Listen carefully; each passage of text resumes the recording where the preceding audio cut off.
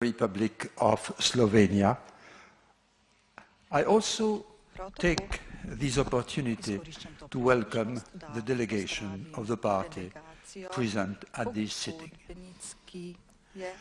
I'm joined by my colleagues and fellow members of the tribunal in these proceedings, Ambassador Rolf Einar Fife, veleposlanik Rolf Einar Fife, profesor Nicolas Michel, sodnik Bruno Zima, profesor von Love in tribunal v tem postopku prejema podporo registrarja Dirka Purkovskega in njegovih kolegov v mednarodnem odboru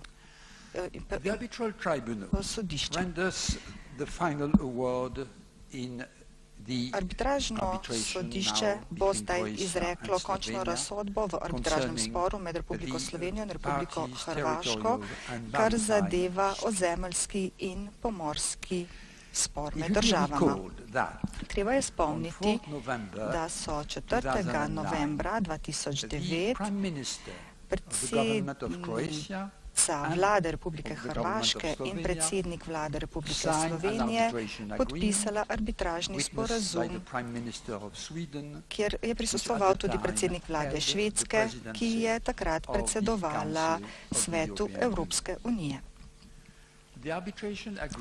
Arbitražni sporazum je bil nato ratificiran v Sloveniji in na Hrvaškem v skladu z njunimi ustavnimi postopki. Tretji člen arbitražnega sporazuma se zdaj kaže na zaslonu in je določil naloge arbitražnega sodišča, da arbitražno sodišče določi potek meje med Republiko Slovenijo in Republiko Hrvaško na kopnem in morju. B. Stik Slovenije z odprtim morjem. C. Režim za uporabo ustreznih morskih območij. Četrti člen arbitražnega sporazuma pa narekuje, da arbitražno sodišče pri svojem delu uporablja, mali a, pravila in načela mednarodnega prava za odločanje po točki A, torej o poteku meje na kopnem in morju, in točka B, mednarodno pravo, pravičnost in načelo dobrososedskih odnosov za dosego poštene in pravične odločitve, upoštevajoč vse relevantne okoliščine za odločanje, kar zadeva stika Slovenije z odprtim morjem in kar zadeva režim za uporabo ustreznih morskih območij. Prav tako naj spomnim, da v 7. členu arbitražnega sporazuma Hrvaška in Slovenija soglašata, in tukaj citiram, da bo razsodba arbitražnega sodišča za pogodbenici zavezujoča in pomeni dokončno rešitev spora. Konec citata. Prav tako sta se pogodbenici dogovorili, da bosta v 6 mesecih po sprejetju razsodbe storili vse potrebno za njeno izvršitev, vključno s spremembo notranje zakonodaje, če je to potrebno.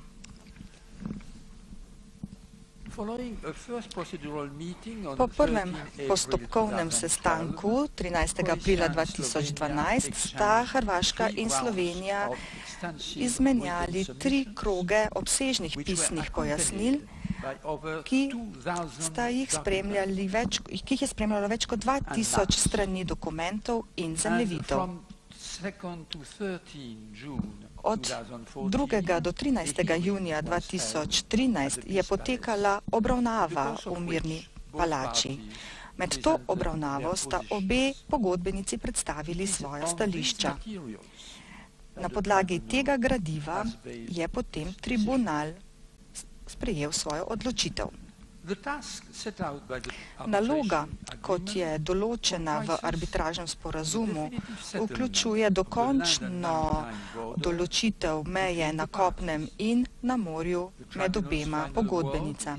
Končna razsodba je temu ustrezno tudi dolg in zapleten dokument in ima več kot 380 strani. Kot običajno pri tovrstnih zasedanjih se bom omejil na ključne dele te razsodbe, ostale dele pa bom povzel ali pa jih izpustil. Elektronska različica končne razsodbe pa bo javno na razpolago takoj po tej seji na spletni strani Stalnega arbitražnega sodišča. Omenil bom oziroma izpustil bom tiste dele končne razsodbe, ki govorijo o zgodovini arbitražnega sporazuma in ki govorijo tudi o zgodovini postopka. Takoj bom raje omenil, kakšna je odločitev tribunala, kar zadeva potek kopenske meje med Republiko Hrvaško in Republiko Slovenijo.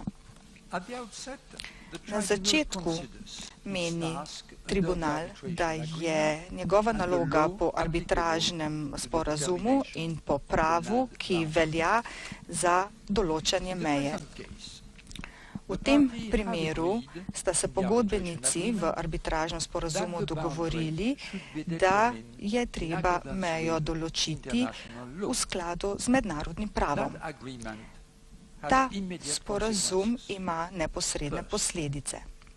Kot prvo opredeljuje pristojnosti in dolžnosti tribunala. Ta nima pravice niti pravne moči, da bi razsojal o poteku meje drugače, kot da uporablja zakone in načela mednarodnega prava. Dejstva, ki so pravno nerelevantna in ki pogodbenici menita, da bi morala biti izključena iz obravnave, ne bodo upoštevana strani tribunala pri sprejemanju svoje odločitve. Tribunal pa mora razsoditi o zadevi z pravnega vidika, ne zgodovinskega, političnega ali sociološkega vidika.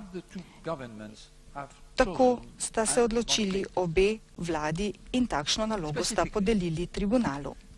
Konkretno rečeno, tribunal opaža, da tako Hrvaška kot Slovenija podpirata uporabo načela uti possidetis iuris za določitev njune meje. Skladno s tem se nekdanje meje med obema republikama v Socialistični federativni republiki Jugoslaviji, SFRJ, kot so bile na dan neodvisnosti 25. junija 1991, pretvorijo v mednarodne meje med Republiko Hrvaško in Republiko Slovenijo.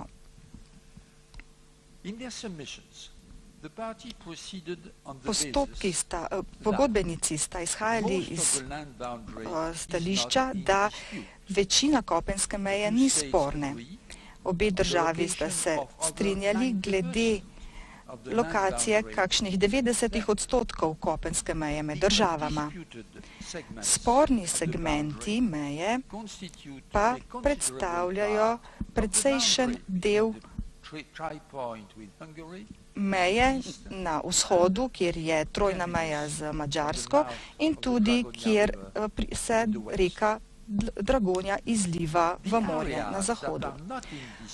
Območja, ki niso sporna, so bila opredeljena strani obeh pogodbenic in to so tista območja, kjer so katastrske meje med obema državama skladne. Enako stališče je bilo zavzeto tudi leta 1991 in 1996, ko sta pogodbenici ustanovili strokovno skupino. Tribunal je na podlagi prakse ugotovil, da se pogodbenici strinjata, da katastrske meje načeloma predstavljajo meje med republikama. To pomeni, da iz tega lahko domnevamo, da je meja posamezne republike zunanja meja perifernih območij, kot so navedena v relevantnih katastrih. To poročilo je skladno tudi z dejstvom, da se katastrske meje morajo skladati z mejami republike. To pomeni, da če se katastrska meja ne sklada z pravnimi mejami republike, potem je katastrska meja tista, ki jo je treba prilagoditi in ne republiška. Posledice potem potrjuje tudi dejstvo, da je bila meja republik opredeljena po mejah obstoječih občin in občine so potem prilagodile svoje meje ustrezno s svojimi katastrskimi območji. Katastrski dokazi oziroma katastrski dokazi in naslovi, ki se navezujejo na kopno in na mejo. Po mednarodnem pravu to ne predstavlja niti naslova, ne meje. Uskladitev katastrov ustvarja zgolj delovno domnevo in daje prima facie indikacijo glede tega, kakšna je bila meja med republikama leta 1991. Katastrske meje nimajo nekega inherentnega posebnega statusa, zaradi katerega bi lahko takoj prevladale nad katerimikoli dokazi, ki bi kazali, da so upravne ali politične meje drugačne od meja katastrskega območja. Pri uporabi te delovne metodologije tribunal meni ob spoštovanju vsakega območja, kjer je meja sporna, ali so katastrske meje med Republiko Slovenijo in Hrvaško usklajene. Na to tribunal preuči, ali obstajajo razlogi za to, da bi se zanesli na druge dokaze pravnega naslova, kot so zgodovinski viri ali sporazumi med pogodbenicama. V primerih, kjer ni mogoče ugotoviti nekega naslova, tribunal utemelji svoja odločanje na tem, kako so upravni organi izvajali svojo teritorialno pristojnost. Torej, te podlage bom sedaj povzel v odločitvi tribunala, kar zadeva posamezno območje, kjer je meja sporna. Začel bom z območjem Mure, nato bom nadaljeval z centralnim območjem, zaključili pa bomo z območjem v Istri. Kar zadeva kopensko mejo, ta odločitev obsega več kot 500 členov in zaradi tega lahko tukaj samo pojasnimo, kako je sodišče razsojalo. Kar zadeva regijo in območje okoli reke Mure, je tribunal odločil, da na splošno rečeno mednarodna meja sledi usklajenim katastrskim mejam. Tribunal tudi ugotavlja, da ustava Kraljestva Jugoslavije iz leta 1939 ni opredelila meje med Banovinama, med Dravo in Muro. Takrat je bila meja že zunanja meja perifernega območja tega Badovina. Ta the cadastral limit. je še vedno v skladu s katastrskimi With mejami. respect to the hamlet Kar of zadeva Brezovec del Vojšice, delec Murišča, that the cadastral limits tukaj indicated on the katastrske meje, geoportals by kot Croatia so and Slovenia, nakazane na geoportalih Hrvaške in Slovenije, kot sta jih državi prikazali na obravnavi leta 2014, niso skladne. reviewing the evidence Ko on smo record, preučili vse dokaze, je tribunal sklenil, neither side da nobena od strani ni pripravila dokončnih dokazov o pravnem naslovu. Če torej preidemo k učinkovitosti, tako imenovanemu načelu efektivite, tribunal pravi, da to vključuje električni register Slovenije, uporabo tudi slovenske zakonodaje na področju vojaškega nabora davkov in tudi dokumenti geodetskega zavoda. Ti dokazi v celoti podpirajo zahtevek Slovenije. S tem v skladu tribunal odloča, da je meja med Republiko Slovenijo in Hrvaško teče po jugovzhodu naselja, kot je tribunal označil tudi na zemljevidu, ki je del razsodbe. Kar zadeva meje na področju Novakovca in Podturna na Hrvaškem in Pinc v Sloveniji, tukaj se pogodbenici ne strinjata glede tega, ali je prišlo do poskusa spremembe meja leta 1956 in 1957 in ali je ta sprememba pravno veljavna. Tukaj so bile vzpostavljene skupne komisije, kjer so bili zastopani vsi katastrski udeležniki, da bi določili katastrske meje. Na tej podlagi smo dobili prima facie nakazilo glede tega, kje poteka meja. Tribunal tako meni, da je pravna veljavnost zapisnikov te komisije, ki je bila podpisana z obeh strani, na vseh treh omenjenih področjih v skladu z veljavnim občinskim pravom. Tribunal odloča, da kar zadeva Podturen Pince in Novakovec Pince, da meja sledi katastrski meji, kot je bila pravno spremenjena leta 56 in 57. Za razliko od tega, pa na področju Ferketinec Pince, tribunal meni, da je bila nameravana sprememba neveljavna, saj je le en predstavnik slovenske strani prisostvoval na sestanku in podpisal zapisnik, četudi je zakonodaja zahtevala podpis dveh predstavnikov vsake strani. Tako ta meja še naprej sledi mejam katastra v Sloveniji in Hrvaški, kot so potekale pred nameravano spremembo leta 1956.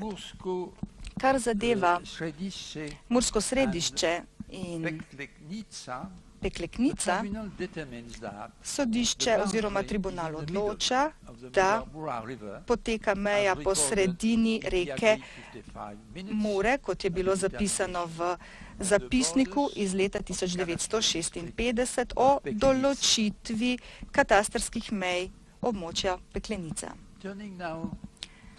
Če sedaj nadaljujemo z mejo na centralnem območju, v osrednjem območju, najprej v Slovenskih Goricah.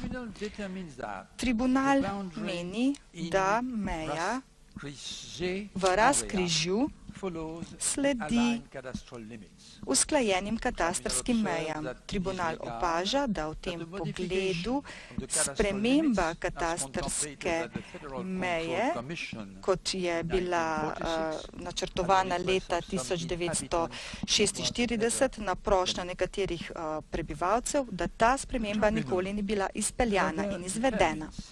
Prav tako tribunal odloča, da kar zadeva grobažje Globoka,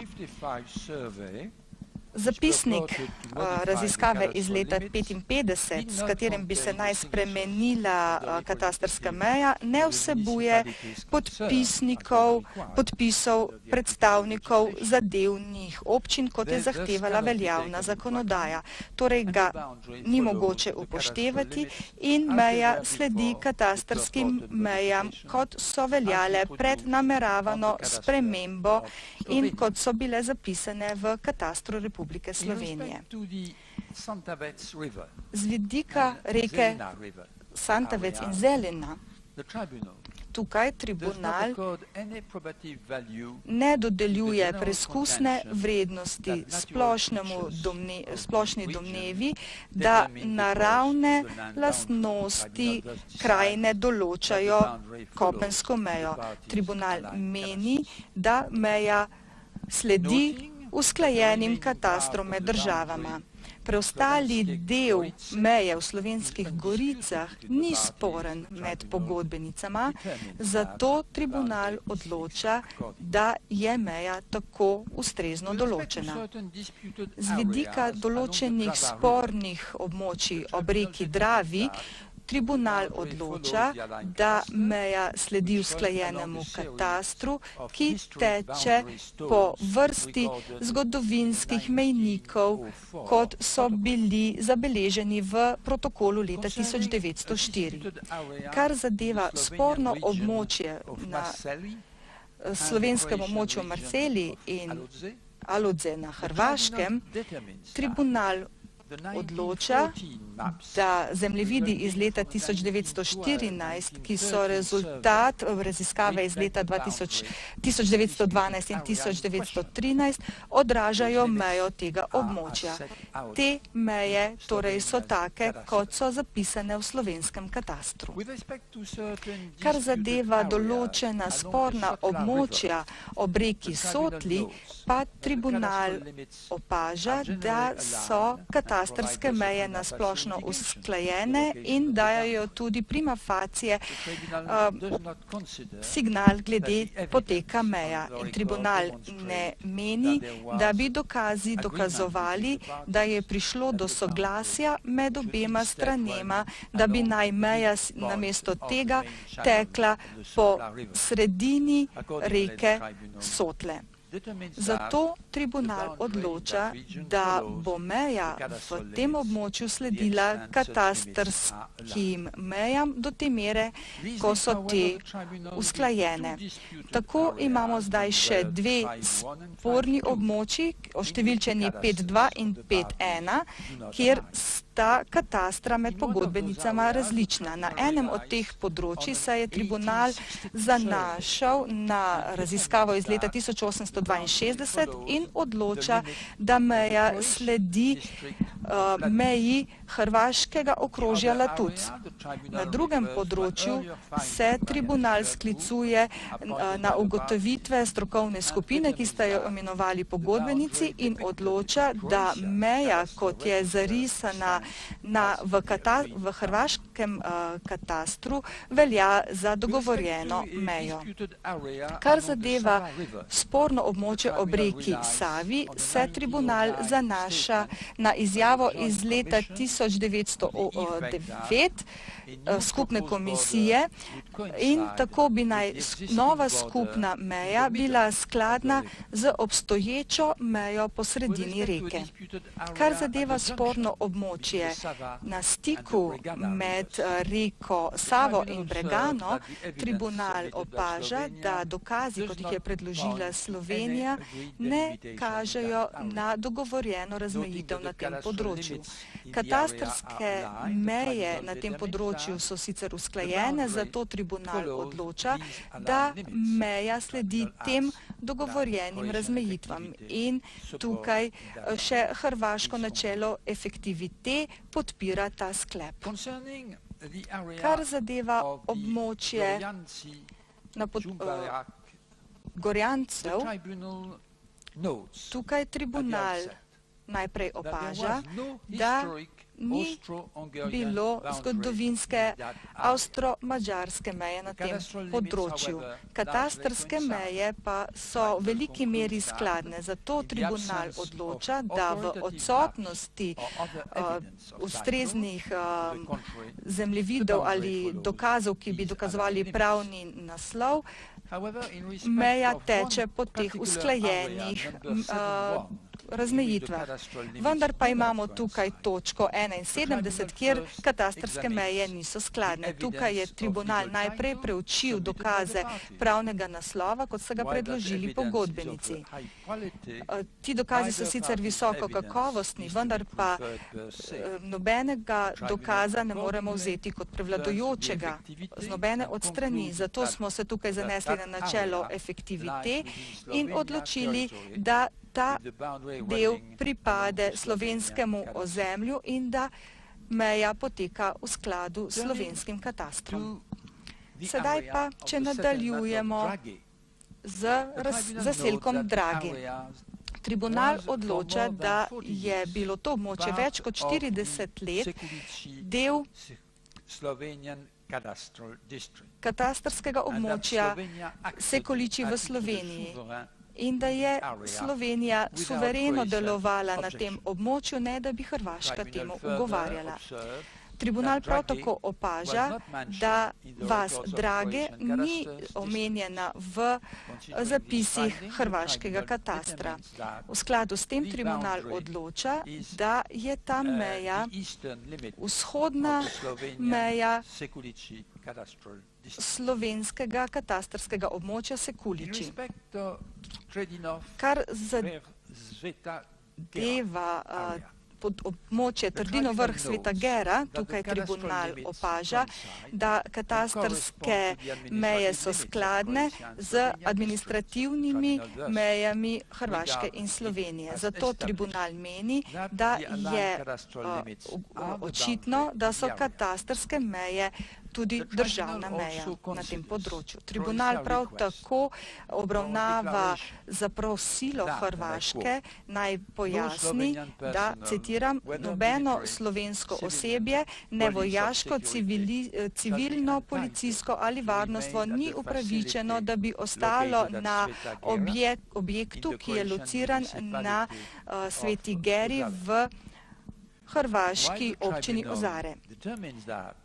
Tribunal določa, da je to območje del hrvaškega ozemlja, vendar pa nima pristojnosti, da bi se odzvalo na Hrvaško zaprosilo glede tega, da poda izjavo o prisotnosti slovenskega osebja na tem območju.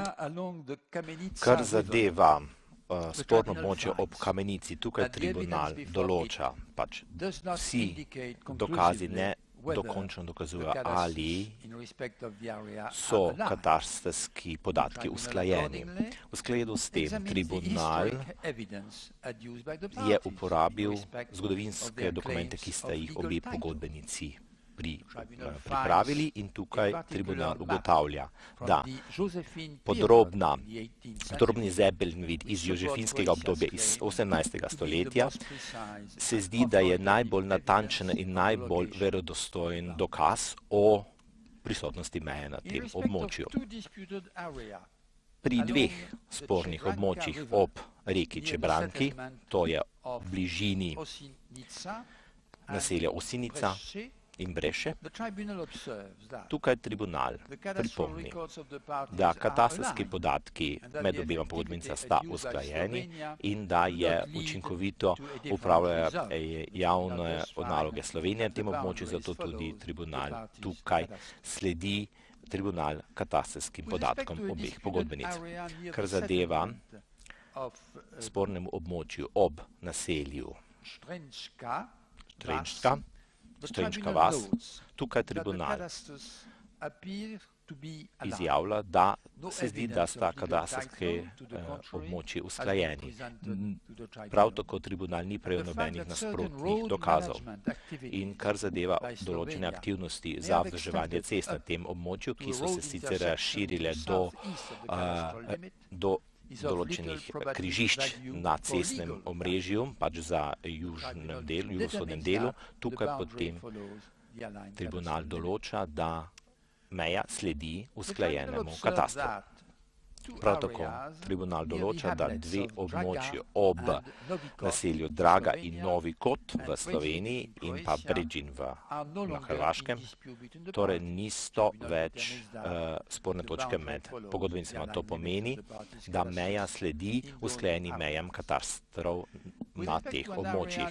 Kar zadeva območje, pač na območju Babnega Polja in Brežin na Hrvaškem, kjer smo imeli sporno območje, tukaj tribunal določa, da meja je bila nespremenjena od demarkacije v letu 1913 in je bila potrjena z raziskavo 1918. Tukaj tribunal odloča, da meja sledi zemljevidu iz leta 1918. Sedaj prehajam na regijo Istre. Tribunal je tukaj obravnaval vrsto spornih območij na območju Leskove doline in Snežnika v Sloveniji in Prezin na Hrvaškem.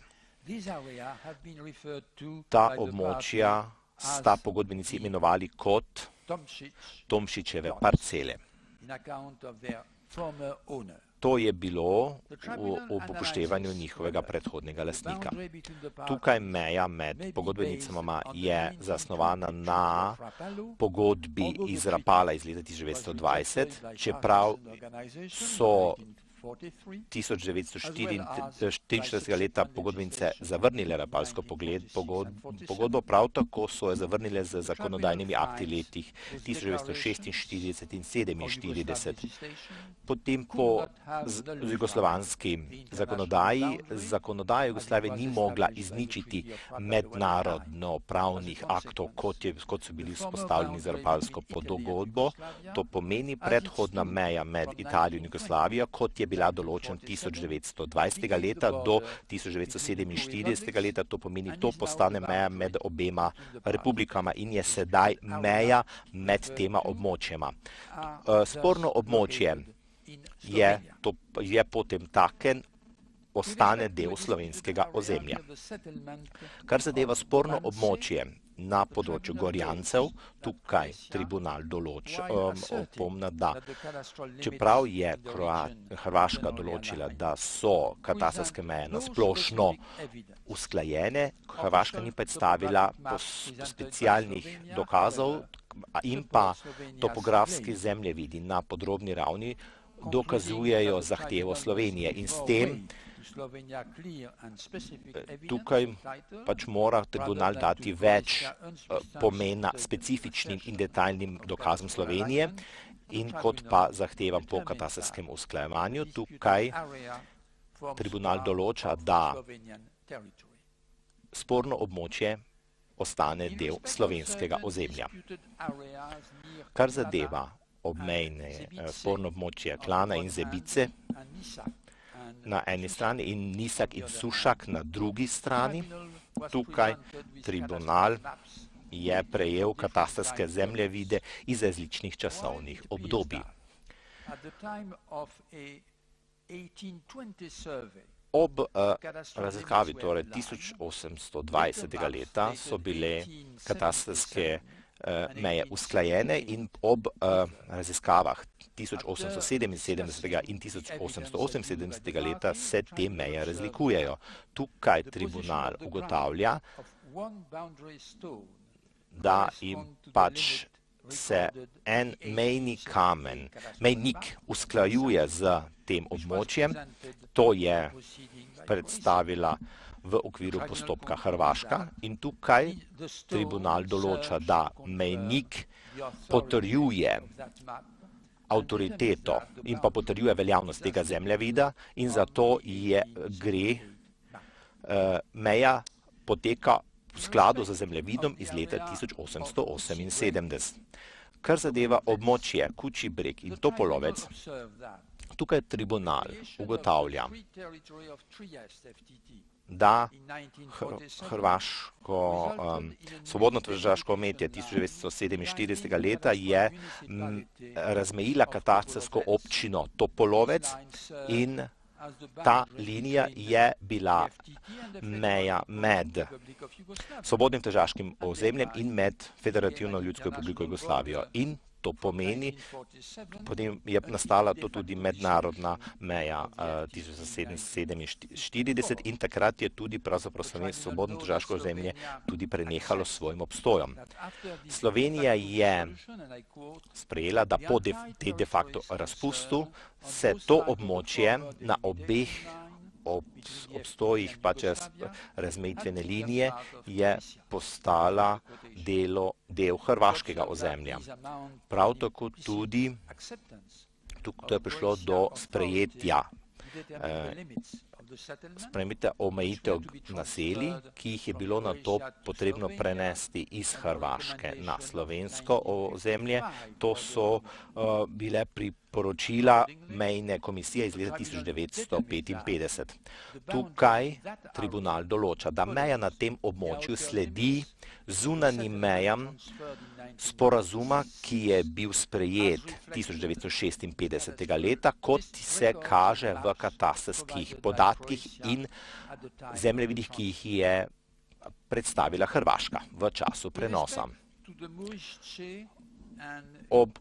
Kar zadeva Murišče, Krkaviče območje, kot tudi za območje spodnjega toka reke Dragonje, tukaj tribunal pravi, da je nastal spor med tema pogodbenicama po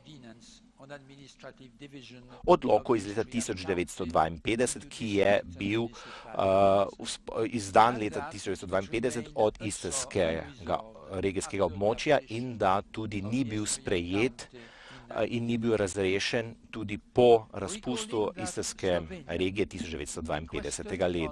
leta. 17. junija 1955 je Slovenija zaprosila za ustanovitev posebne komisije za rešitev mej na tem območju. Tribunal priznava pomen te prošnje Slovenije in to tudi upošteva. Tribunal opozarja, da komisija je soglasno sprejela predlog izvršnega odbora Slovenije, da se meja določi na reki Dragonji. In to je v skladu z tekočim stanjem, aktualnim stanjem. Konec citata. Izvršni odbor Slovenije je ta predlog sprejel, kot ga je tudi sprejel izvršni odbor takratne Republike Hrvaške. In to pomeni, da je bil sprejet dogovor med pogodbenicama. Te meje so dejansko obstajali in to je bilo prevzeto v zakonodaji. To tudi ni bil predmet sprejetja na zvezni ravni Republike Jugoslavije in kot je že povedala Hrvaška, tukaj meja sledi reki Dragonja in se zaključi na sredini ustja oziroma na sredini rečne struge reke Dragonja. Sedaj pa prehajamo na področje Piranskega zaliva.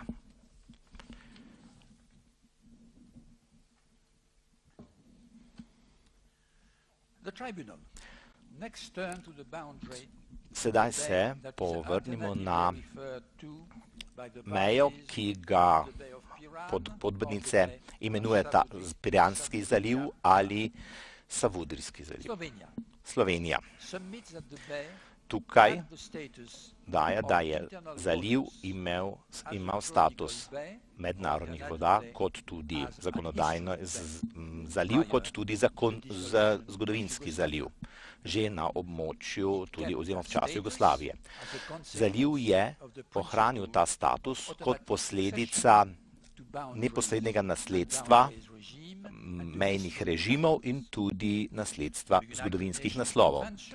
Konvencija Združenih narodov o mednarodnem pomorskem pravu, UNCLOS, ne izključuje možnosti pravne meje med posameznimi državami in to je samo potrebno je določiti omejitve držav znotraj zaliva.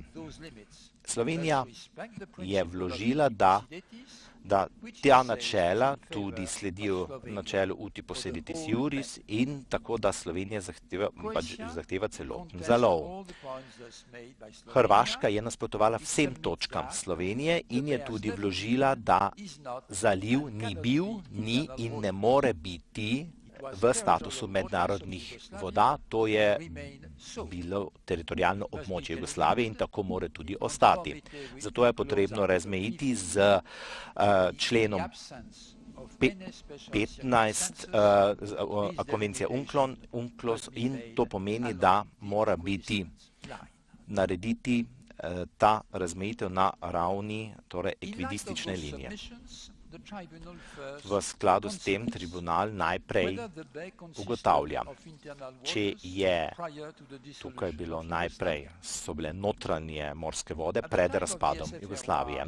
V času Socialistične federativne republike Jugoslavije je zaliv pripadal eni državi in je zato tudi bil v skladu z zahtevami konvencije iz leta 1958 o teritorijalnih in mednarodnih vodah in je zato tudi imel status notranjih vod Jugoslavije. Na to tribunal tudi ugotavlja, da 1987. leta je SFRJ izvedla dejanje, kjer je pravzaprav izvedla tudi zakon o teritorijalnih vodah in tudi o epikontinentalnem pasu. In tukaj z tem dejanjem ni bilo določeno dejanje notranjih morskih vod. Tukaj tribunal pove, da Jugoslavija ni nikoli izvedla končne linije in ni nikoli izdelala do končnega zemljevida o teh razmejitvah teritorijalnih in notranjih voda in zato tudi ta zaliv nikoli ni postal notranja morska voda po konvenciji. Kar zadeva obtožbe Hrvaške, da konvencija 1958 ni določila nobenih zahtev o objavi takšnega zemljevida, vendar pa v tem primeru ni bilo nobenega dvoma o liniji, ki zapira zaliv, zato tudi ta konvencija ni obsegala teh linij, zato tudi ta ugovor Hrvaške ne vzdrži. In leta 25. junija 1991, datum neodvisnosti Slovenije in Hrvaške, je bil zaliv notranje morske vode Jugoslavije. In tukaj smo imeli vodo nizke morske vode in Savudrija, Madona in to bi naj bile linije, ki zapirajo ta zaliv. Tribunal tudi upošteva razpad Socialistične federativne republike Jugoslavije in kako to vpliva na zaliv. To je leta 1992 meddržavno sodišče v Hagu tudi obravnavalo pri primeru Fonseca in El Salvador in Nicaragua. In tudi Honduras so bili vključeni v ta primer. Tukaj so povedali, da je zaliv imel status mednarodnih voda pred letom 1821. Tukaj imamo potem, podobno pri tem delu, je ta zaliv bil notranji zaliv pred razpadom SFRJ in ostane tako tudi po letu 1991 z predhodno obstoječimi omejitvami. Razpad in prenos pravnih pravic iz Jugoslavije na Hrvaško in na Slovenijo, to nima nobenih posledic za spremembo pridobljenega statusa. Na osnovi te odločitve, da je zaliv ima status mednarodnih voda, zato tribunal je moral določiti omejitve kakšne so omejitve takšnih voda. Ker ni bilo nobenih dokazov o vključevanju, tribunal pravi, da moramo takšno omejitev narediti na osnovi istih načel, kot so v uporabi pri določitvi kopenskih meja. V tem primeru mora biti meja opravljena na osnovi načela uti posseditis iuris. Tribunal se je strinjal, da ni bilo formalne razdelitve zaliva med obema državama, med obema pogodbenicama pred razpadom Jugoslavije in da sta državi nasledili pravni status iz tega časa. To pomeni, da ni bilo nobenih kondomij vzpostavljenih v tem zalivu in zato na osnovi učinkovitosti in na osnovi podatkov o neodvisnosti jih je potrebno ustvariti. Imamo tukaj določene izkoriščevanja, kar zadeva ribištvo in pa tudi naftnih rab in zato tudi celotno, tukaj je Slovenija izvaja celotno jurisdikcijo na tem območju. Hrvaška tukaj nasprotuje, da prevzame jurisdikcijo na južno-zahodnem delu in Slovenija na drugem delu.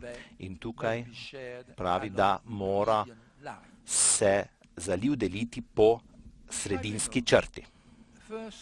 Tribunal najprej tukaj ugotavlja, da obstaja rezervat za ribištvo v vzhodnem delu.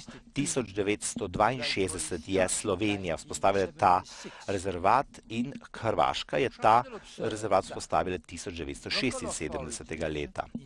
Prav tako tribunal ugotavlja, da lokalni organi v Sloveniji, v Piranu in v Bujah so vsi zahtevali oziroma zaprosili za strinjenje z razmejitvami teh rezervatov, preden so jih potrdili. S tem je nakazano, da niso imeli izključne jurisdikcije na tem območju.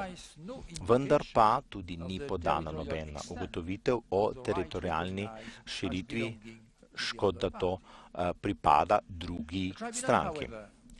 Vendar pa tribunal tukaj ugotavlja,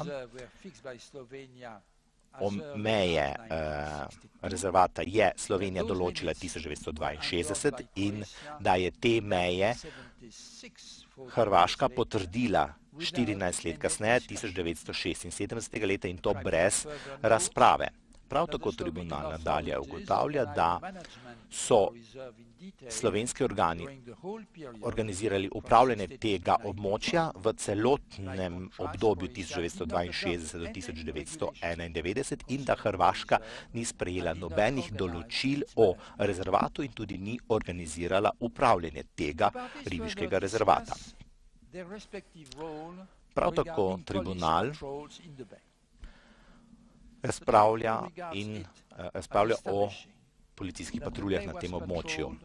Ugotavljamo, da so na tem območju patruljirali čolni koprske policijske postaje z 2 ploviloma in v času, ko je povezava vzpostavljena med vojaškim observatorijem iz Savudrije in med slovenskimi tudi upravami. Ob 2 priložnostih so slovenske javni organi tudi opozorili hrvaške organe, da prihajajo ilegalni prebežniki iz njihovega območja in zato so jih prosili za pozornost. Hrvaška je pripravila dokaze, da je policija iz Umaga prav tako patruljirala po zalivu. Kot podporo tej zahtevi je Hrvaška omenila morske nesreče 1973. leta, ko je italijanski tanker Hugo nasedel na hrvaškem delu zaliva. Ta incident sta pogodbenici preko daljšega obdobja tudi razpravljali. Tudi plovilo je pregledal Hrvaški inšpektorat za navigacije in je tudi določil, kakšne reševalne aktivnosti morajo biti opravljene v roku 24 ur in da to morajo narediti hrvaški organi in hrvaški organi so na to tudi odobrili predlog odstranitve nafte iz tega tankerja. Ta nesreča se je zgodila na območju zaliva, kjer zahteva jurisdikcijo Hrvaška in zato tudi to omenja. Vendar tribunal tukaj ugotavlja, da je nesrečo najprej ugotovila, zaznala slovenska patrulja in da je koprska patrulja prispela na mesto nesreče sredi noči, 1 uro in 10 minut po nesreči. Skoraj 3 tedne ni bilo nobene pozornosti, kar zadeva onesnaževanje. In po pobudi Slovenije je bil izveden sestanek 29. marca 1973 v Kopru, kjer so bili udeleženi zainteresirani akterji iz Hrvaške in iz Slovenije za izvedbo aktivnosti, ki so jih potem vzpostavili. Odstranili so ostanke nafte in sedimente in to je odstranilo eno izmed vozil, izmed plovil koprske policijske postaje. Incident se zgodil v neposredni bližini hrvaške obale, vendar so aktivnosti bile izvedene skupno. Zato ne moremo sprejeti skupnih sklepov, kar zadeva slovensko učinkovitost v neposredni bližini hrvaške obale in pa tudi ne moremo s tem sklepati o učinkovitosti hrvaške avtoritete v zalivu. Tudi slovenska policija je bila bolj aktivna kot hrvaška policija v zalivu in tudi slovenska policija je bila bolj vključena v tematiko tveganja onesnaževanja zaradi nesreče. Prav tako smo preverili vse ostale intervencije hrvaške policije pred letom 1991, ki so bile predstavljene v postopku arbitraže in tudi je policijska postaja Umag izvajala določen nadzor v zahodnem delu meje, večinoma ob bližini obale. Koprska policija je izvajala policijski nadzor na večini območja Piranskega zaliva. Kot zaključek, kar zadeva ribiških rezervatov, je Slovenija pripoznala, da ni imela celovite jurisdikcije v Zalonu. Prav tako je tribunal prepričan, da Hrvaška ni izvajala svoje jurisdikcije na celotnem območju južno od zaliva, od Savudrije. To pomeni, da je tribunal mnenja, da je situacija med obema linijama obeh pogodbenic. Tukaj ugotavljamo, da dogovor, ki sta ga pripravili obe državi 2001, je, da se določi z koncem kopenske meje na Dragoni ob končni črti zaliva od torej rta Madone v Sloveniji, ki je 3-kratna dolžina od iste točne do rta Savudrije. Torej tribunal upošteva, da te črte so v skladu z učinkovitostjo in bomo na osnovi tega tudi sprejeli odločitev. Meja med Hrvaško in med Slovenijo v zalivu bo torej ravna linija, ki, kot boste videli sedaj na zaslonu, kjer se določi točka na sredini zaliva, Tukaj imamo kanal z koordinatami 45 stopinj, 28 minut, 24,3 sekunde severne dolžine in 13 stopinj, 35 minut, 8,2 sekunde vzhodne širine in se koordinira z koordinatami 45 stopinj, 30 minut, 41,7 sekunde severne in 13 stopinj, 31 minut, 25,7 sekund vzhodne širine. To je ilustrirano na teh zemljevidih in vsi ti zemljevidi so sedaj vidni na zaslonu.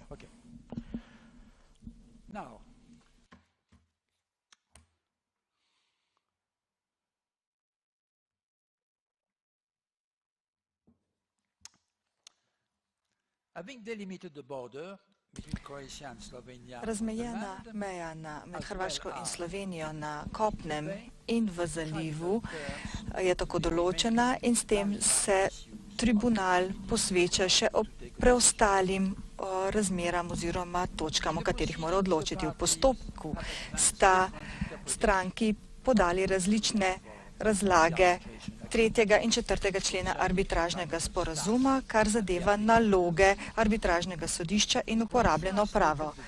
Hrvaška je menila, da mora sodišče najprej dokončno določiti potek morske meje po točki 3.1a, preden se posveti ostalim drugim pomorskim vidikom svoje naloge v skladu z členom 3.1b in 3.1c. Slovenija je prosila tribunal naj določi potek pomorske meje v skladu z členom 3.1a, sočasno ob tem pa naj bi sodišče odločalo tudi o stiku Slovenije z odprtim morjem v skladu z 3.1b, da bi tako bil rezultat koherenten in izvedljiv. Sodišče meni, da arbitražni sporazum zahteva, da opravimo posledično analizo nalog, kot so opredeljene v prvem odstavku 3. člena arbitražnega sodišča. To sledi iz strukture 3. člena, ki opredeljuje vsako nalogo v posameznem pododstavku, torej so potrebne tudi ločene analize.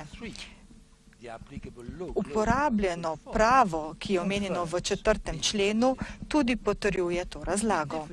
Bilo bi težko izvesti namerno razlikovanje med določitvijo v skladu z mednarodnim pravom in z odločitvijo, ki naj bi bila sprejeta v skladu z mednarodnim pravom, pravičnostjo in načelom dobrososedskih odnosov. Če naj bi vse naloge opravili dosledno oziroma sočasno, bi bilo to zelo težavno. Zato meni sodišče, da postopno odločanje ne preprečuje koherentnega in izvedljivega rezultata, ki ga prosi Slovenija. Torej, razmejili smo teritorialno morje, potem smo določili stik Slovenije z odprtim morjem in potem tudi režim za uporabo ustreznih morskih območij. V prvem koraku naj bi tribunal določil potek meje na morju med Republiko Slovenijo in Republiko Hrvaško v skladu z pravili in načeli mednarodnega prava. Tako smo uporabili tovrstno pravilo za razmejitev teritorialnega morja med Republiko Hrvaško in Republiko Slovenijo, kot je opredeljeno v 15. členu konvencije UNCLOS. Kar zadeva sodno prakso meddržavnega sodišča, tribunal opaža, da mednarodno pravo poziva k temu, da se uporabi ekvidistančna črta, razen če druge črte ne zahtevajo posebne okoliščine. Tribunal je tako najprej začel opredeljevati razmejitev na morju z upoštevanjem ekvidistančne črte med Republiko Hrvaško in Slovenijo. Tako Hrvaška kot Slovenija ste predložili različne grafe, kar zadeva izhodiščne črte, in tribunal se je posluževal teh dokumentov, ko je opredeljeval mejo na morju. Tretji zemljevid, zemljevid številka 3, kot ga sedaj vidite na zaslonu, kaže, kakšna je ekvidistančna črta na podlagi vseh temeljnih točk, izhodiščnih točk na meji, na obali Slovenije in Hrvaške. Vidite točko A, ki pravzaprav povezuje ekvidistančno črto z pomorsko mejo med nekdanjo Jugoslavijo in Italijo, kot je bila določena leta 1975 z Osimskimi sporazumi. Nato je tribunal razmišljal o tem, ali je treba uporabiti ekvidistančno črto kot dokončno pomorsko mejo, ali pa bi bilo treba iz razloga zgodovinskih naslovov in drugih okoliščin teritorialna morja obeh držav določiti tako, da bi se uporabil drugačen pristop in bi se potem temu pristopu prilagodila ekvidistančna črta. Tribunal opaža, da sta pisni argumentaciji obeh držav zelo raznoliki. Hrvaška predlaga ekvidistančno črto od izziva reke Dragonje po sredini celotnega zaliva vse do Tržaškega zaliva. Slovenija pa predlaga črto od najdaljše točke svojega ozemlja, kot ga poimenuje, čisto blizu rta Savudrije, do točke zahodno od rta, kjer bi potem lok 12 morskih milj sekal mejo iz Osimskega sporazuma. Pri razmejitvi teritorialnega morja je treba upoštevati dve temeljni načeli. Prvo je naslednje. Imamo načelo naravnega podaljševanja.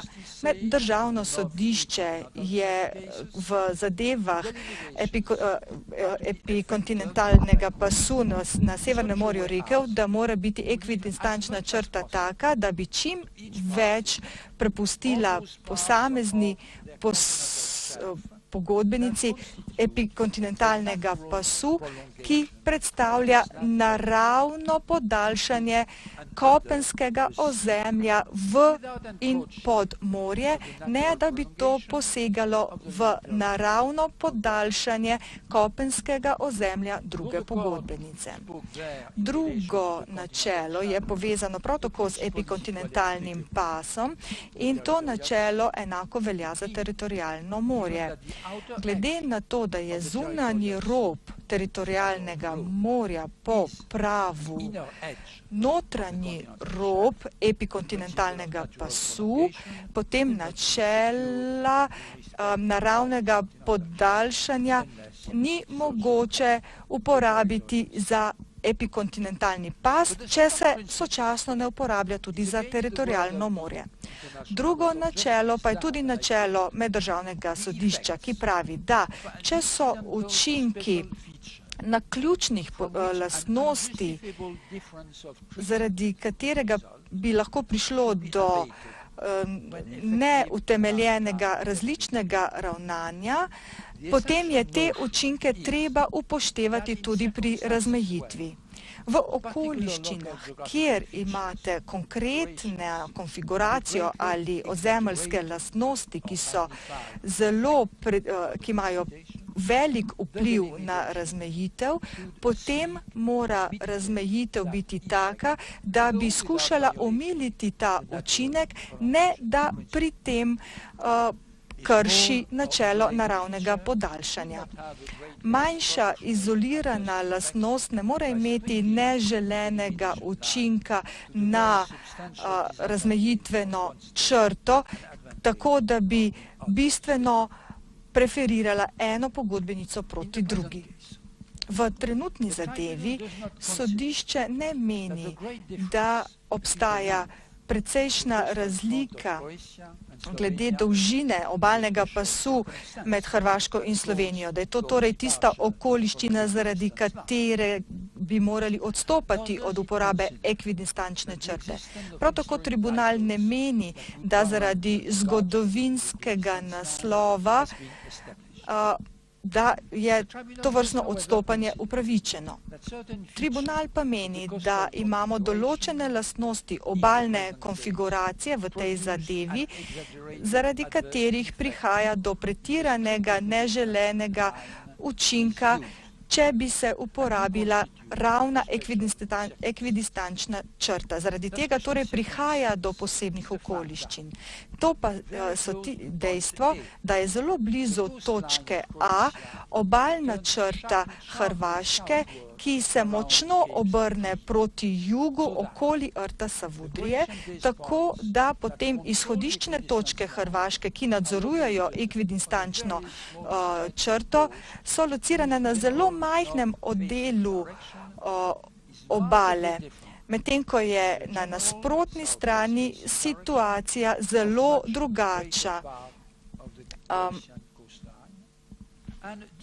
To pomeni, da je ekvidistančna črta močno nagnjena proti severu, kar pomeni, da je Slovenija zelo v svojem pomorskem območju nekako vključena, uklenjena.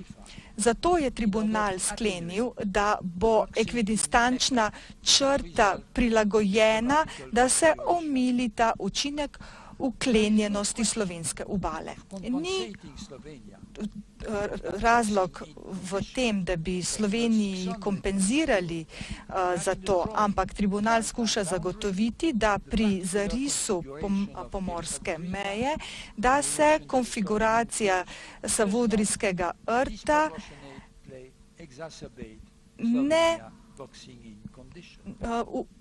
nesorazmerno odrazi na tem učinku uklenjenosti in vključenosti Slovenije. Zato bo meja severozahodno od točke A v smeri, ki je približno vzporedna z mejo iz Osimskega sporazuma T2, T3, kot boste zdaj videli na zaslonu. Kaj to pomeni? Na ta način se ne povečuje uklenjenost pomorskega območja Slovenije in se ne zoža teritorijalno morje Slovenije, ko se širi proti Tržaškemu zalivu. Ta pomorska meja je tako geodetska črta od točke A na črti zaprtja, kot jo vidite na 45 stopinjah, 13 mejah in 47 sekundah severno in 13 stopinj 31 minut z azimutom 209 do točke B na črti med T3 in T4, kot jo opredeljuje Osimski sporazum, na 45 stopinjah, 34 minutah, 57,4 sekund severno, 13 stopinj, 23 minut, 4 sekund vzhodno. Kot sem že rekel, vidite na zemljevidu številka 6 na zaslonu.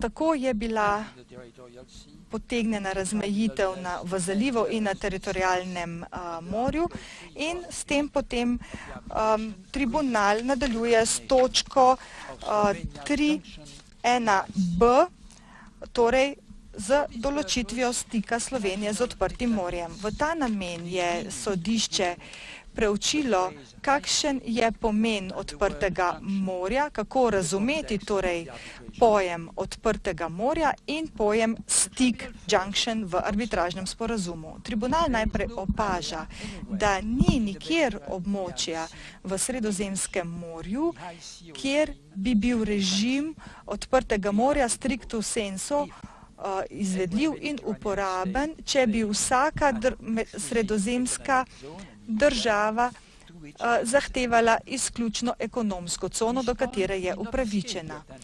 To seveda pogodbenici prav tako vesta, zato sta tribunal pozvali naj morska območja, ki ležijo preko teritorialnega morja, obravnava kot odprto morje v tem primeru.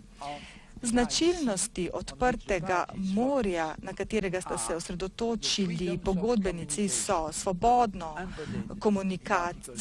komunikacija, kot je zapisana v 58. in 87. členu Konvencije OZN o pomorskem mednarodnem pravu.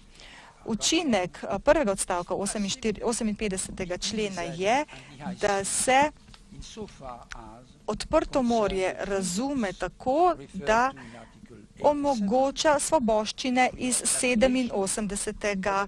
člena, torej svobodo plovbe, preleta in polaganje kablov, cevovodov in druge zakonite uporabe morja. Te svobode na odprtem morju, kot so opredeljene v 58. členu UNCLOS, so še zlasti relevantne v pričujoči zadevi.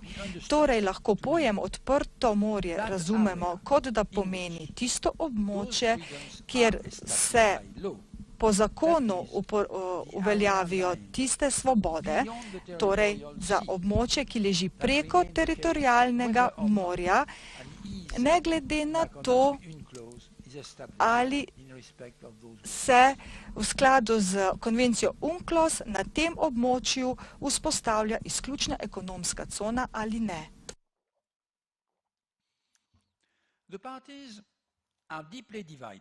Pogodbenici se zelo ne strinjata glede vprašanja, ali sklic na stik v arbitražnem sporazumu pomeni, da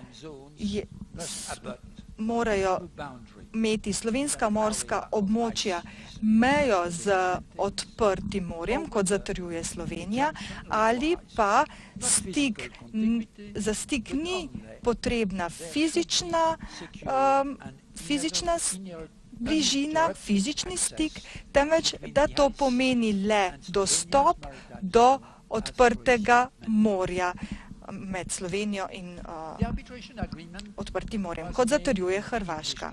Arbitražni sporazum je bil sprejet v angleščini in nikakor ni bilo iz njega razvidno, da naj bi pojem stik imel kakršenkoli poseben pomen. Pojem v angleščini je torej tisti, ki prevlada in njegov pomen. Potem, ko smo zelo dolgo preučevali to zadevo, sodišče meni, da pojem stik ima bistveno poseben pomen in konotacijo. V standardnem slovarju angleškega jezika je ključni pomen stika to kraj, kjer se dve ali več stvari zbližajo oziroma stikajo. Gre za stik križišč, stik različnih rek in tako naprej. In potem pa imamo še druge slovarje, ki pa ne kažejo, da bi pojem stik pomenil destinacijo ali usmeritev, kot zatrjuje Hrvaška, temveč fizični stik. Uporaba pojma stik z, namesto stik pri, ne spreminja tega pomena in te odločitve. Torej, to pomeni fizično stičišče, kot je bilo opredeljeno v drugem pomenu besede. Skladno s tem sodišče pravi, da pojem stik pomeni fizično lokacijo nekega kraja med dvema področjema ali več, in v tem primeru je tribunal opredelil pojem stik kot stičišče med teritorialnim morjem Slovenije in področjem, ki presega teritorialno, sega čez teritorialno morje Hrvaške. Tribunal dodaja, da lahko ta pojem stik dobesedno razumemo kot geografsko točko ali črto, brez nekega določenega razsežnosti. Torej, naprimer, lahko to vidimo, kako poteka ob Gibraltarju, lahko pa imamo v mislih tudi neko točno črto skozi neko ožino ali skozi neko področje ob obali. Naslednje vprašanje je, kaj je geografska lokacija tega stičišča med slovenskim teritorialnim morjem in odprtim morjem. Noben del meje teritorialnega morja Slovenije, kot ga je opredelil tribunal, se ne stika z odprtim morjem ali z izključno ekonomsko cono. Celotna meja teritorialnega morja Slovenije meji bodisi na teritorialno morje Italije ali Hrvaške. Torej, ni kraja, kjer bi trenutno slovensko teritorialno morje neposredno bilo mejilo na območje, kjer se vzdržujejo svobode, kot so zapisane v 87. členu konvencije UNCLOS. Tribunal še enkrat spominja, da določba arbitražnega sporazuma pravi, da mora sodišče v skladu z 4. členom sporazuma določiti, da bo stik Slovenije in tudi režim za uporabo ustreznih morskih območij določen, in sicer tako, da bo se pri tem uporabilo mednarodno pravo, pravičnost in načelo dobrososedskih odnosov za dosego poštene in pravične odločitve, upoštevajoč vse relevantne okoliščine. Pristojnost tribunala, da se določi režim za uporabo ustreznih morskih območij, pomeni, da tribunal ne sme gledati nase kot na to, da se zanaša na katerikoli režim, ki že obstoječi režim, do kakršnega se sklicujeta pogodbenici. Treba je doseči torej pošteno in pravično odločitev ob upoštevanju vseh relevantnih okoliščin. In to vključuje tudi ob upoštevanje vitalnih interesov pogodbenic. Zaradi tega je tribunal moral razmisliti, kakšne bi bile morebiti potrebne modifikacije, da bi tak rezultat dosegli. To potrjujejo tudi zelo splošni pogoji za delo sodišča, kot so opredeljeni v arbitražnem sporazumu. Tribunal je upošteval vse relevantne okoliščine, kot sta jih predložili pogodbenici, in je še zlasti vzel na znanje, kakšen pomen obe pogodbenici predpisujeta pravici, da lahko Slovenija po morju in po zraku dostopa do odprtega morja z ladjami in z letali v kontekstu geografije Severnega Jadranskega morja. Tribunal odloča, da je torej stik med teritorialnim morjem Slovenije in odprtim morjem območje, po katerem lahko ladje in letala uživajo enake pravice dostopa iz Slovenije in v njo, kot ga imajo na odprtem morju. To območje povezuje slovensko teritorialno morje z območjem, ki presega 12 navtičnih milj teritorialnega morja Hrvaške in Italije.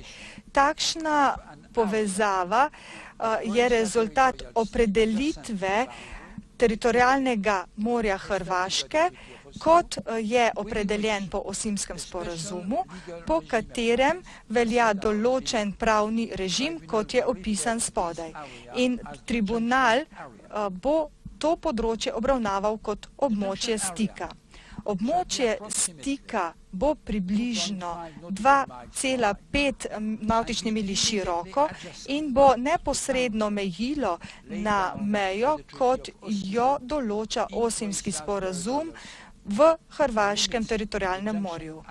Meje tega območja stika so opredeljene na zemljevidu številka 7, ki je sedaj prikazan na zaslonu. Ne bom prebral točnih koordinat, temu se bom vrnil še kasneje, ko bom prebral povzetek končne razsodbe. Tribunal sedaj obravnava še režim, ki mora veljati za uporabo teh območij. Tukaj tribunal znova spominja, da sta pogodbenici v 4. členu arbitražnega sporazuma določili, da je treba ta režim opredeliti ob upoštevanju mednarodnega prava, pravičnosti in načela dobrososedskih odnosov in tako dalje. Ta navodila je tribunal zelo pozorno upošteval in v skladu z pisnimi pojasnili smo upoštevali tudi seveda konvencijo UNCLOS in geografsko lego Jadranskega morja. In na ta način smo izpolnili svoje naloge. Ta režim tribunal opredeljuje tako, da mora zajamčiti tako celovitost hrvaškega teritorialnega morja kot slovenske svobode, da komunicira med svojim območjem in odprtim morjem. In zato je tribunal menil, da je bistveno, da na območju stika poteka svoboda komunikacij za namene neprekinjenega in neprekinljivega dostopa do Slovenije in iz nje, ki vključuje seveda tudi njeno teritorialno morje in zračni prostor. Ta svoboda obsega svobodo plovbe, preleta, polaganje kablov, cevovodov in drugo zakonito uporabo morja, kot izhaja iz teh pravic, kot so tiste, ki so povezane z delovanjem ladij, letal in polaganja kablov in cevovodov. To velja za vsa plovila in letala, ki plujajo pod katerokoli zastavo registracije, enako vredno in brez diskriminacije na podlagi narodnosti. Te pravice se širijo torej na plovila in zračna plovila ne le Slovenije, temveč vseh držav, zato da bi dejansko se lahko omogočil prosti dostop do slovenskih pristanišč in iz njih, kar je pomembno ne le za slovenska plovila in zrakoplove, temveč tudi za plovila in zrakoplove, ki letijo ali plujajo pod zastavo katerekoli od držav. Plovila in zrakoplovi imajo torej pravico do komunikacije, ko potujejo v Slovenijo in iz nje, vključno na področju njenega teritorialnega morja in zračnega prostora. Ta svoboda ne vključuje pravice eksploracije naravnih virov, pa naj si gre za žive ali nežive, voda, morskega dna ali pa podtal na morskem dnu. Prav tako ne vključuje pravice, da se uporabljajo umetni otoki ali brežine. Prav tako to ne omogoča pravice do pomorskih raziskav ali pa do zaščit morskega okolja. Ampak za razliko od tega, svoboda komunikacije na sosednjem območju ni pogojena s katerimkoli merilom nedolžnosti in ni nekaj, kar bi lahko imelo odložni učinek. Svoboda komunikacije ni podvržena nobeni dolžnosti plovil ali pa zahtevam ali nadzorom katerekoli obalne države, ki niso tiste, kot jih opredeljuje konvencija UNCLOS in izključne ekonomske cone. Svoboda komunikacije na tem sosednjem območju se izvaja torej tako, kot če bi šlo za svobodo, ki je omogočena na odprtem morju. Ta svoboda ni podvržena nobeni dodatni omejitvi ali pogoju, razen če je opredeljen v tej končni razsodbi. To vključuje torej pravico do plovbe, preletov, polaganja kablov, cevovodov in druge zakonite uporabe, kot sem jo že omenil. Polaganje kablov in cevovodov je seveda podvrženo pogojem, kot so opredeljeni v 79. členu konvencije UNCLOS, vključno s pravico Hrvaške v skladu z 179. členom, da položi kable, če ti posegajo na druge dele hrvaškega ozemlja proti morju. Tribunal meni, da bi zajamčili svobodo komunikacije, kot je bilo opredeljeno, je potrebno, da plovila in zrakoplovi vseh zastav in vseh tipov izvajajo svobodo komunikacije in da niso podvrženi različnim oblikam poseganja strani Hrvaške, medtem ko so na območju stika. Vendar pa je treba tukaj seveda razmejiti tudi med pravico Hrvaške, da določi zakone in predpise za plovila in zrakoplove na območju stika in da po drugi strani tudi pravice Hrvaške, da ukrepa tako, da izvršuje svoje predpise in zakone. Tribunal meni, da je pošteno in praktično, da Hrvaška še naprej lahko sprejema pravila in predpise, ki veljajo za plovila in zrakoplove, ki plujejo pod drugimi zastavami v skladu z mednarodno sprejetimi standardi in 39. členom konvencije UNCLOS.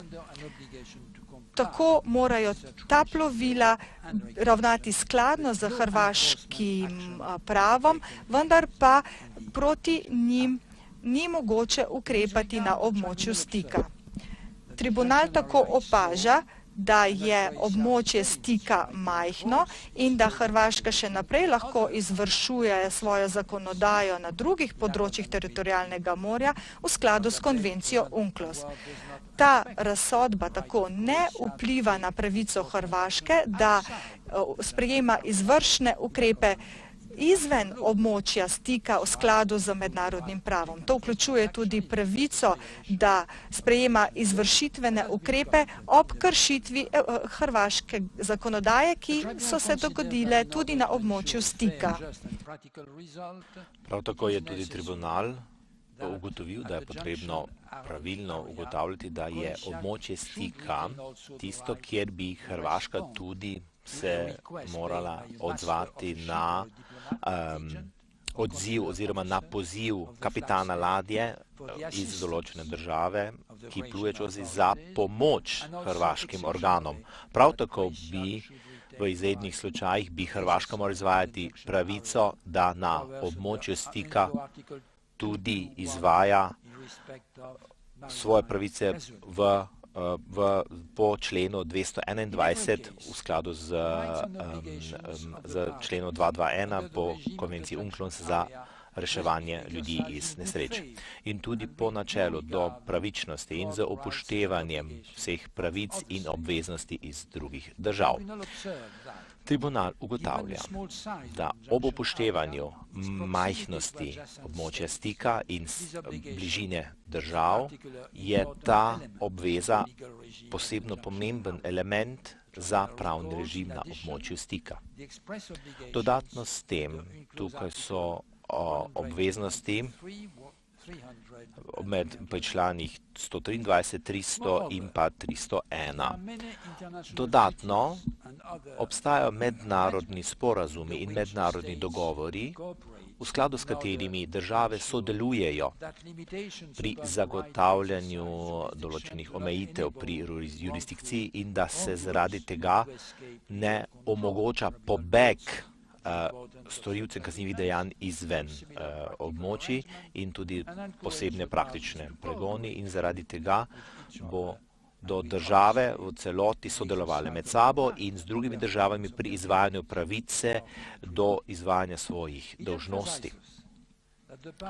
Nadalje ugotavljamo, da sta pogodbenici zavezani pri posebnem režimu za območje stika za sodelovanje med sabo. Pri izvajanju ukrepov državi morata zagotoviti, da območje stika ne ovira izvršilnih ukrepov obeh tudi držav. Ta razsodba je brez prejudicev do nadaljnih dogovorov pogodbenicev in tudi nič ne posega v shemo ločevanja prometa v okviru mednarodne pomorske organizacije ali ne posega v mednarodna pravila, ki veljajo za plovbo. Prav tako nič v tej razsodbi ne daje pravice, ne da noben dodatnih pravic, ki ne bi izhajali iz prava Evropske unije. Prav tako meja za območje miru med Slovenijo in Hrvaško in pravice, dolžnosti in pravic Slovenije in Hrvaške, vse to obstaja tako dolgo, dokler ni sprejet ločen sporazum, za katerega se dogovorita obe državi. Tukaj sedaj glede stroškov arbitraže, tukaj upoštevamo, da tribunal naš tribunal pravi tukaj v skladu s 7. odstavkom 6. člena arbitražnemu sodišču pomaga, torej da se razdelijo stroški enakomerno med obema pogodbenicama. Prav tako tribunal nadalje ugotavlja, da nobena stran ni zaprosila tribunal, da bi kako drugače določili stroške in da nobena pogodbenica ni nobenih tudi vložila kakšne stroške tribunalu. Pod temi pogoji tribunal določa, da se stroški arbitražnega sodišča in sekretariata razdelijo na dva enaka dela. Prav tako sedaj bom prebral formalno odločitev tribunala, kot je določeno v obrazložitvi naše razsodbe. Zaradi razlogov, ki so znani, je tribunal soglasno sprejel prvič, kar zadeva kopensko mejo med Slovenijo in med Hrvaško, določamo. Meja na območju reke Mure je sledeča. Na območju Brezovec, Murišče, kot je določeno v členu 413, meja sledi razmejitvi na jugozahodnem delu meje razmejitve naselja, kot je prikazano na zemljevidu naše razsodbe številka 1. Na območju Podturen, Pinca in Novakovec Pince, kot je določeno v členu 440, tukaj s katastrske omejitve, ki so bile spremenjene 1956 in 1957 leta. Na območju Feketinec Pince, kot je določeno v členu 440, tukaj meja poteka po katastrskih mejah med Hrvaško in Slovenijo, kot je potekala pred letom 1956. Kar zadeva za območje Mursko Središče, Peklenice, kot je določeno v členu 446 je meja, kot je zavedeno v zapisniku določitve mej katastrskih občin iz leta 1956, to je zapisnik za občino Peklenica. Tukaj je meja sicer sporna in meja sledi usklajenim katastarskim razmejitvam med Slovenijo in Hrvaško. Na to, da dalje B določamo, da meja v osrednjem območju poteka točka 1 na območju Slovenske Gorice, na območju Razkrižje, kot je določeno v členu 473. Tukaj meja sledi usklajenim razmejitvam katastrskih občin med Slovenijo in Hrvaško. Meja pri Globadi je globoko, kot je določeno v členu 478. Tukaj sledimo razmejitvam po katastru Republike Slovenije. Potem pri meji Santavec, kot je določeno v členu 482, tukaj meja sledi usklajenim katastarskim razmejitvam med Slovenijo in Hrvaško. V bližini reke Zelene, kot je določeno v členu 485, meja sledi usklajenim razmejitvam katastrskih območij med Slovenijo in Hrvaško.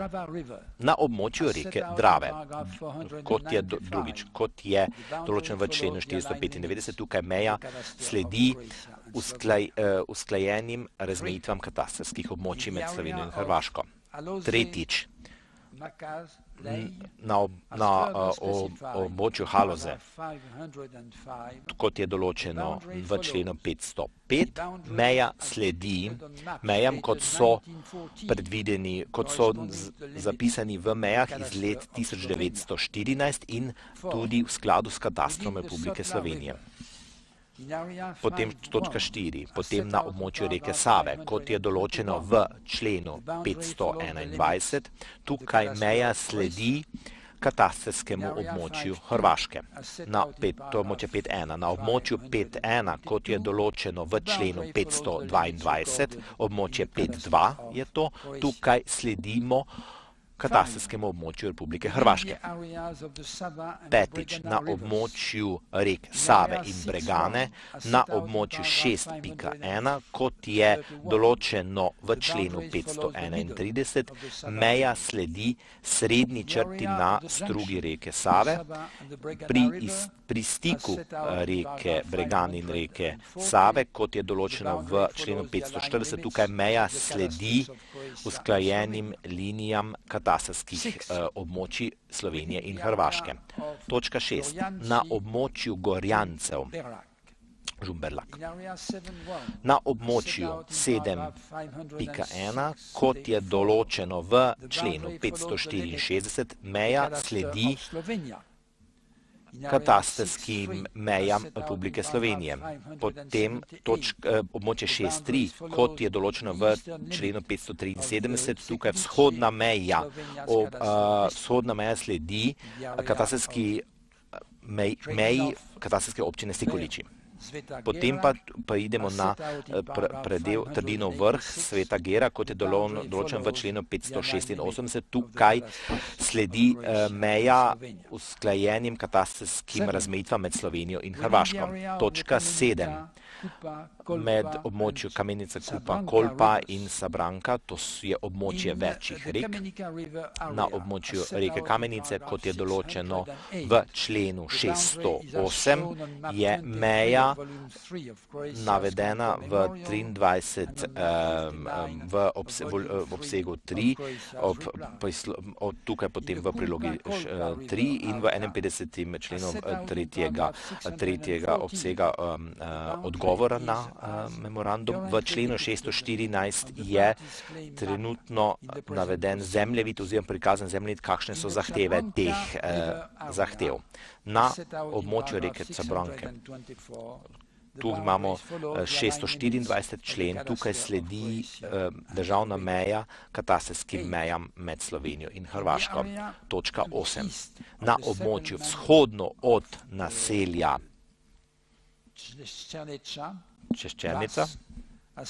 Češčerna vas, kot je določeno v členu 630, tukaj meja sledi usklajeni katastrski razmejitvi med Slovenijo in Hrvaško.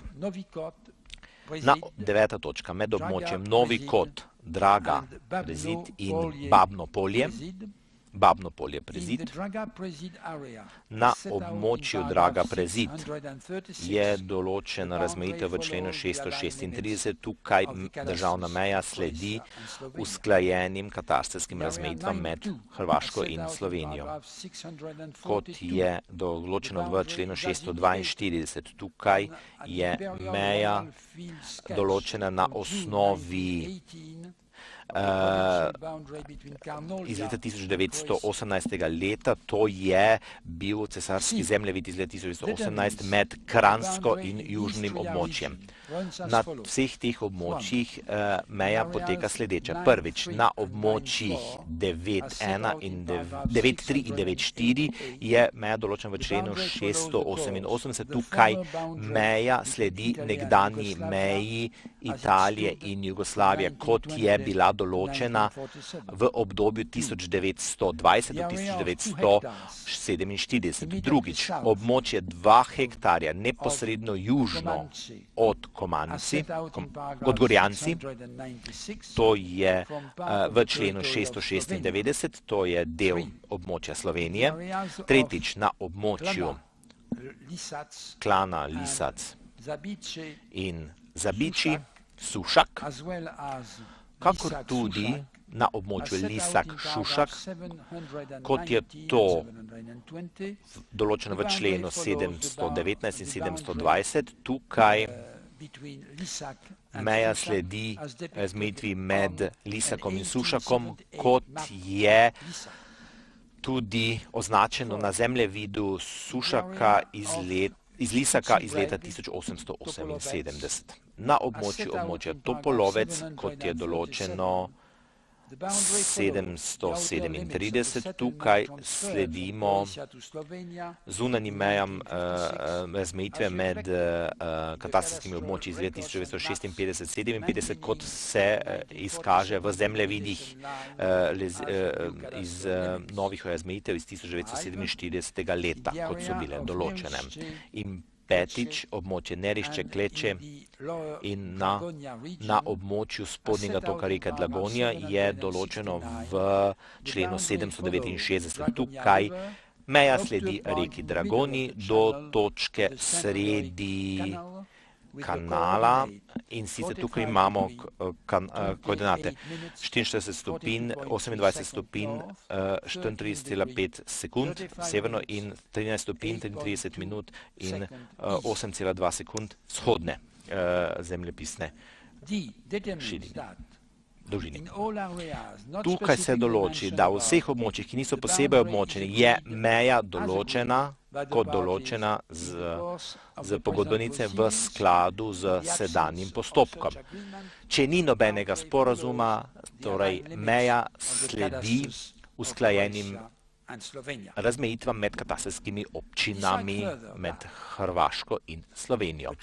Nadalje, tribunal nima jurisdikcije, da tribunal določi, da noben slovenska oseba, ali je to vojaški, policijski ali drugi varnostni organ, bo smel ostati na lokaciji Sveta Gera na območju hrvaške občine Ozarja. Konec citata. Torej, tribunal pravi, da tribunal izvaja. Slovenija ne bo omejevala komunikacij med hrvaško občino Sveti Martin na Muri v skladu z območjem Murišče, Mud in torej to ni nobenega odločitve tribunala na tej točki določenega. Če sedaj prehajam na zaliv. Kar zadeva zaliv. Tribunal ugotavlja, zaliv je imel status notranjih morskih vod pred razpadom Socialistične federativne republike Jugoslavije in določa, da je ohranil ta status po osamosvojitvi Slovenije in Hrvaške. B. Določa, da črta zaprtja zaliva, ki razmejuje notranje vode in odprte vode, je od rta Madona v Sloveniji, tukaj 45 stopinj, 31 minut, 49,5 stopinj severne širine in 13 stopinj, 31 minut in 25,7 sekund vzhodne širine in pa potem imamo še 45 stopinj, 30 stopinj, 19,2 sekunde severne in 13 stopinj, 30 minut in 39 sekund vzhodne. Pomeni, da meja med Slovenijo in Hrvaško na tem mestu je ravna linija, ki pravzaprav gre od sredine kanala z koordinatami 45 stopinj, 28 minut, 62,3 sekunde severno, 13 stopinj, 35 minut, 8,2 sekunde točke vzhodne, z koordinatami 35 stopinj, 30 minut, 41,7 sekunde severne širine in 13 stopinj, 31 minut, 25,7 sekunde vzhodne širine. To pomeni, kar zadeva morsko mejo med Hrvaško in Slovenijo, pomeni morska meja med teritorialnimi morji Hrvaške in Slovenije je skupna točka, ki gre za točko A z koordinatami 45 stopinj 30 minut, 41,7 sekunde severno in 13 stopinj 31 minut, 25,7 stopinje vzhodne. In potem tukaj imamo azimut 299 stopinj, 24 stopinj in 45,2 linije. In to je vse vzpostavljeno do točke, ki je predvidena v ozemskih sporazumih. Kar zadeva za območje stika. Tukaj tribunal določa območje stika, o kateri imamo skupno 5 geolinij, ki so določeni v tem zemljevidu. Točka T5 je točka, ki je na meji vzpostavljeni z ozemskim sporazumom in točka T4 je točka iz ozemskih sporazumov in točka T3 je tudi vzpostavljena z medmorskim območjem Slovenije in Hrvaške. T3 in meja je vzpostavljena z ozemskim sporazumom z 15 stopinja, 33 minut in 27 sekund severne in 13 stopinj, 23 minut in 4 sekunde vzhodne. Tukaj potem imamo mejo med območjem morskih na točki C na 45 stopinjih, 32 minutah, 22 stopinj, 7 sekunde in 13 stopinj, 25 minut, 7,7 sekunde vzhodne dolžine. Točka D je točka prehoda dežele in tukaj je povezana vzporedno z točko T4 ozemskih sporazumov na točki 45 stopinj 30 minut, 42,2 sekunde in 13 stopinj 20 minut in 56,3 sekunde vzhod. In točka E je točka zunanjega roba evropskih teritorialnih morja.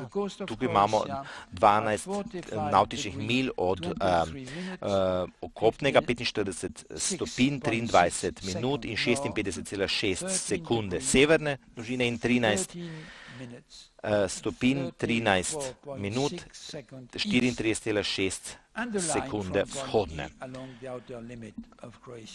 In tukaj imamo potem točko zunaj do točke, je vzporedna s točko T5 in je ta širina 2,5 navtične milje. Nadalje tribunal določa. Na območju stika se uporabi sledeč morski režim. Prvič, Svoboda komunikacije. Ta se uporablja za vsa plovila, za vse zrakoplove, ali civilne, ali vojaške narave, vseh zastav in to velja enako vredno za vse, brez kakršnekoli diskriminacije na osnovi nacionalne pripadnosti, z namenom dostopa do in iz Slovenije, vključno do dostopa v slovensko teritorialno morje in do slovenskega prostora in iz njega. B. Svoboda komunikacije je vključena v svobodi plovbe in preleta in v polaganju podzemnih oziroma podvodnih cevovodov in pa kablov in tukaj imamo različne svoboščine, ki so povezane z delovanjem tako ladij kot tudi različnih cevovodov, kot tudi različnih plovil in zrakoplovov. Svoboda komunikacije se ne more pogojevati z nobenim kriterijem in ne moremo ga zavrniti oziroma omejiti zaradi nedolžnega prehoda in zato imajo vsa plovila pravico do plovbe na tem območju in zato tudi ni primerno nobenih nadzorov, kar zadeva obalnih pasov, kot so upoštene tudi z posameznih, tudi povezane z izključnih ekonomskih območij. Prav tako tu imamo v skladu z členom UNCLOS konvencije 79 in odstavka 4 člena 79 in tudi imamo vsi pogoji za določanje, za polaganje takšnih podzemnih cevovodnih in kabelskih sistemov in tudi za določanje različnih sistemov polaganja in vključevanja. Ta svoboda ne omogoča izkoriščanje in raziskovanje živih ali neživih sistemov v tem območju, izkoriščanje podzemlje, izkoriščanje tudi morskega dna.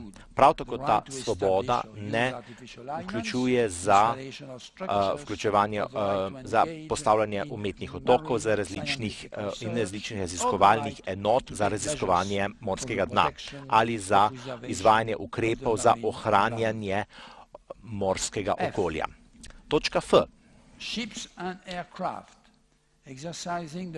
Ladje in zrakoplovi, ki izvajajo svojo pravico do komunikacije, ne smejo biti zadržani, ne obstaja pravica, da bi se lahko kdorkoli nanje vkrcal in ne sme se jih ovirati pri prehodu, ko prehajajo skozi območje stika.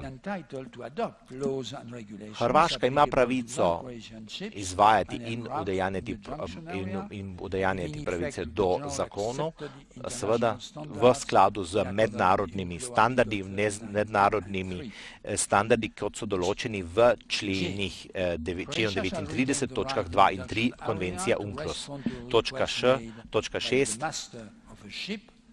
Hrvaška mora se odzvati na poziv kapitana kakšnega plovila iz zrakoplova za pomoč hrvaškim organom.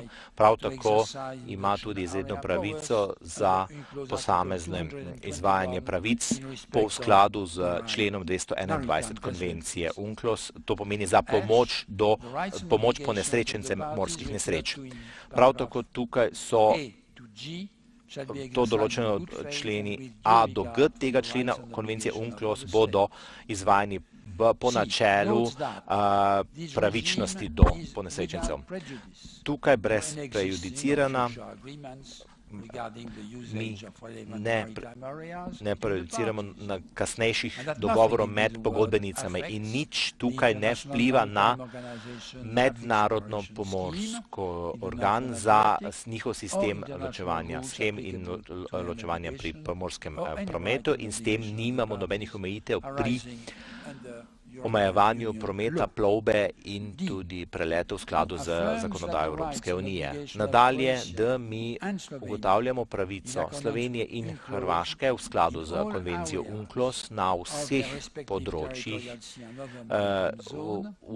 v skladu z teritorialnim območjem, razen na območju stika. Razen na obsegu, ki je potreben, da se zagotavlja režim izvajanja za lastne teritorialne vode. Ob upoštevanju sedajne določitve ni potrebno nobeno nadaljno določenje različnih pomorskih odprtih zadev. Kar zadeva pravice in obveznosti pogodbenic, tribunal določa, da tako kopenska kot tudi meja med teritorialnima morjema Slovenije in Hrvaške in z posebnim režimom stika pri Sloveniji in Hrvaški in z posebnim režimom bo tudi obstajal, vse dokler ne bo ta režim in ta sistem spremenjen z skupnim dogovorom pogodbenicam. Točka 6, kar zadeva stroške arbitraže,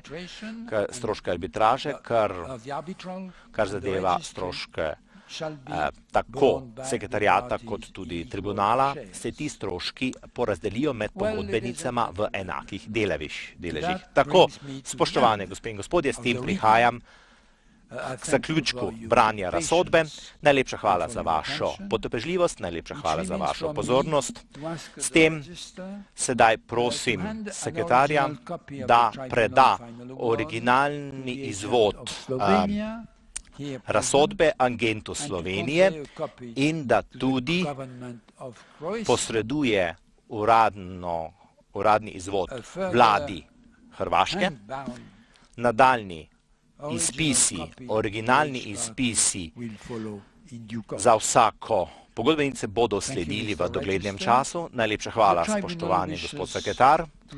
Tribunal se želi zahvaliti pogodbenicama, želi se zahvaliti njihovim svetovalcem, njihovim odvetnikom za sodelovanje pri postopku, prav tako zagovornikom in predvsem tudi za med vsemi tudi izvajanji med vzpostavljenim stanjem in dogovarjanjem med leti 1913 in 1914. S tem se zaključi delo tribunala pri tej arbitraži in s tem jaz zaključujem to zasedanje in se zahvaljujem.